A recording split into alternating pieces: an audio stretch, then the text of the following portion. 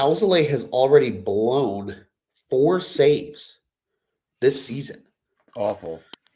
That's tough. And there's a lot of questions here. Jeremiah asks, should Wesneski be the closer? First off, he's not even back up with the team right now. He's back in Iowa. Ben Brown be the closer, maybe.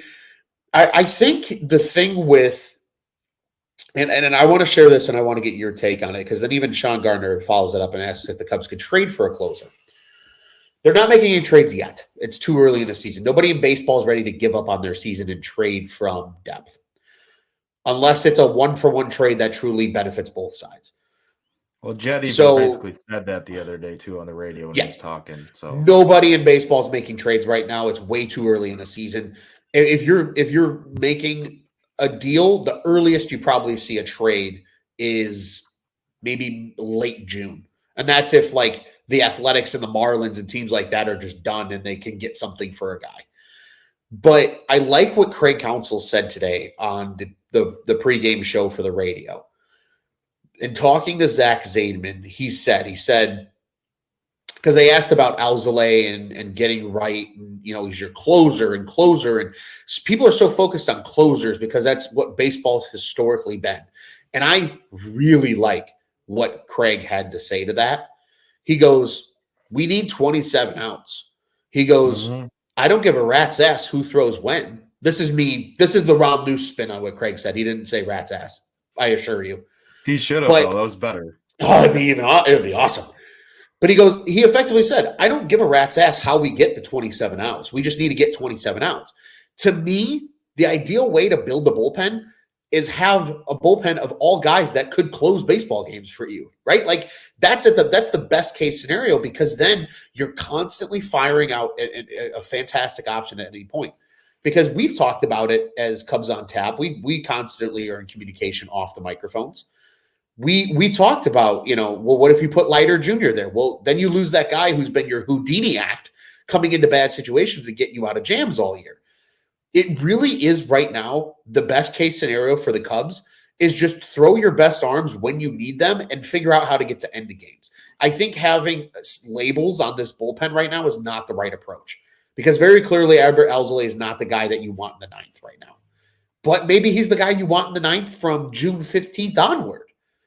I think figures it out then, I mean, exactly. I think personally, the closing baseball games by committee is going to become more of a thing in baseball, because at the end of the day, and I know everybody's asking, what about Carl Edwards Jr.? Who cares who closes baseball games is what I'm trying to say. I don't care who the closer is, as long as they get outs. Like, Joey, you could close baseball games if you can get me 3 outs. That's all I want. I want guys that can get this team outs.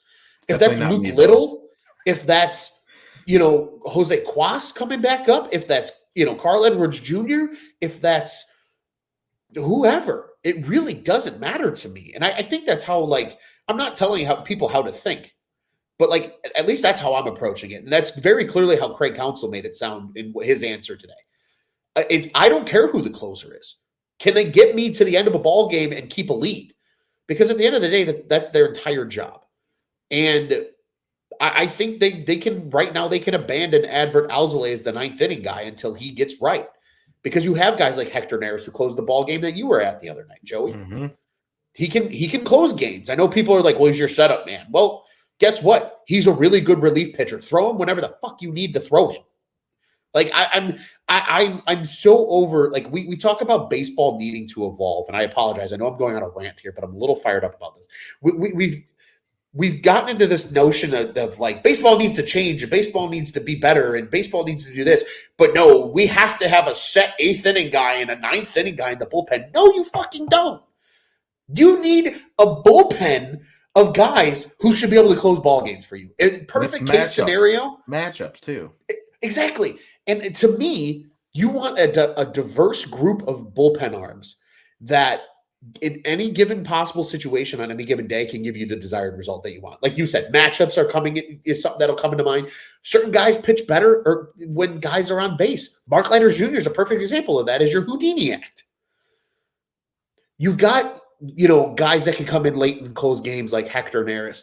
Maybe it is at some point a Hayden Wesneski because we all know that Craig Counsell is very enamored by what he can do. Maybe it is Ben Brown on a given night because they just need that arm late in the game. I think right now it's not worrying about who's closing baseball games. It's who's just giving the Cubs leads, because right now, the Cubs are 13-9 now after today.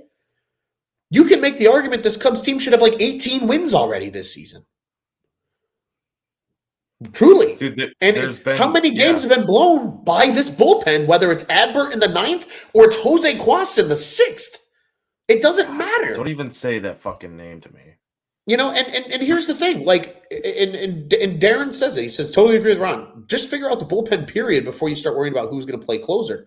And Danny, with a hell of a comment here, Mr. Rocket, got to see Danny actually on Friday in the bleachers as well.